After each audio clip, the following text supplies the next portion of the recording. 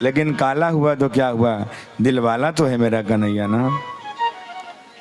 कोई भी उसके द्वार पे चला जाए कभी खाली हाथ नहीं भेजता। वो वास्तविकता है, मेरे वृंदावन बिहारी हैं, वो कभी किसी को खाली हाथ नहीं भेजते हैं। एक बार जा करके उसके चौखट पे जा करके देखना, बोल करके आना, मेरा ठाकुर अपने आप सुन लेगा। वृंदावन की मैं आपको कितनी बातें बताऊं।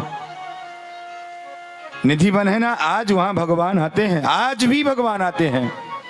आज 40-50 वर्ष पूर्व की बात है, एक बंगाल से एक व्यक्ति आया दर्शन करने के लिए, लेकिन उसके मन में विश्वास नहीं हो रहा था कि भगवान आते हैं, और वो निधिवन में जाकर के छुप गया।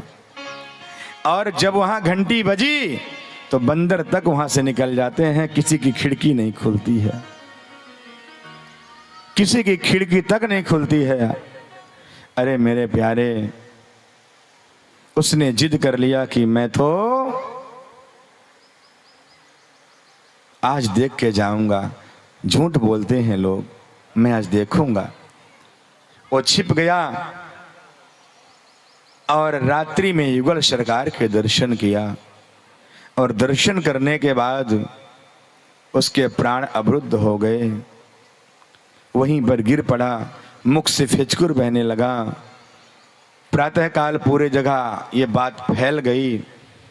उसके गुरुजी बरसाने में रहते थे, वो आए, उन्होंने कहा मेरे यहाँ आया था, और उसने अपने बंगाली उस भाषा में लिखा था,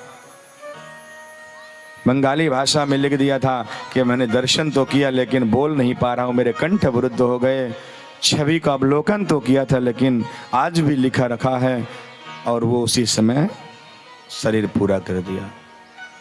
तो आज भी मेरे ठाकुर जी आते हैं। आज भी एक संत थे, वो बताते थे कि एक बार एक कोई लड़की का विवाह वृंदावन में, एक लड़की बचपन से भगवान बिहारी जी को मानती थी, वो बहुत मानती थी। वो उसके मन में हुआ कि मैं बिहारी जी दर्शन करके आऊं, लेकिन इतनी भीड़ होती थी, इतनी अभी भी बहुत भीड़ होती है। तो माता पिता बोले अभी तू बच्ची है, कहीं जाएगी दब जाएगी, दिक्कत होगी, अभी तू कहीं मत जा। धीरे धीरे बड़ी हो गई, माता पिता सोचे बड़ी होगी कहाँ ले जाऊं तुझे, अब तू मत जा। लेकिन संयोग ऐसा हुआ कि उसका विवाह वृंदावन में एक गोस्वामी के यहां हो गया। और जैसे हुआ तो वृंदावन गई, लेकिन दर्शन के लिए फिर भी नहीं जा पाई। फिर दोबारा अपने मायके गई, और जब मायके जा करके पति देवता लेने के लिए गए, तो मथुरा जब वृंदावन से माट गांव की ओर जाते हैं तो एक पुल पड़ता है।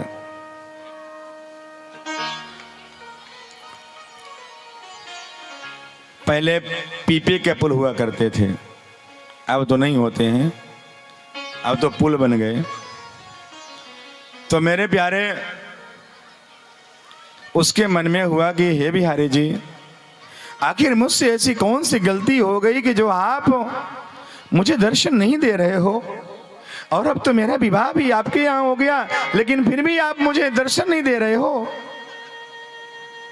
मेरे प्यारे, उसका पति लेने गया, और जैसे यमुना के किनारे आया, उसको किसी कारणवश जाना पड़ा। उसने कहा कि 2 मिनट तुम बैठो, मैं भी आ रहा हूं।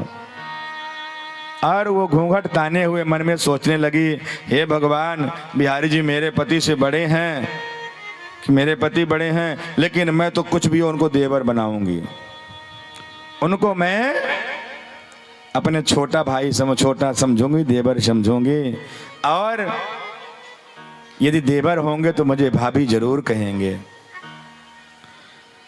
तो मेरे प्यारे ऐसा भाव रखने लगी, और वो नीचे बैठ गई, और पति गया। इतने मेरे कन्हैया आए, घूंघट उठा के कहते हैं भाभी भाभी भाभी, 3 बार बोले। और जैसे बोले वो तो चिल्क चीख के रोने लगी। उसने मेरा घूंघट उठा दिया, उसने घूंघट उठा दिया। पति ने कहा क्या हुआ, रो क्यों रही है पगली? बोले वो घूंघट उठा के चला गया। बोले कौन? बोले भाभी भाभी बोल रहा था। बोले हैं? तो एक काम करना, मुझे बता देना कौन है, एक बार तू परिचय बता देना, मैं उसको बताऊंगा, चिंता तो मत करियो। बोले ठीक है। तो दोनों गए सायंकाल में, जब बिहारी जी दर्शन के लिए गए कि चलो दर्शन कर लेते हैं। आहा, जैसे पति आगे आगे पत्नी पीछे पीछे, जैसे गई बिहारी जी दर्शन किया, कहीं बस यही तो गया था मेरे का घूंघट उठाने। हैं? पागल हो गई, ये भगवान बिहारी जी हैं। बोले यही गया था, इसी की सौगंध खा रही हूं, यही गया था उठाने के लिए। पति उसके चरणों में गिर गया कि वास्तव में तो मां लक्ष्मी है।